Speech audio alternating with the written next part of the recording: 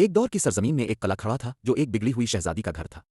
एक दिन इसे सुनहरी गेंद चाहिए था, उसकी ख्वाहिश पूरी हो गई।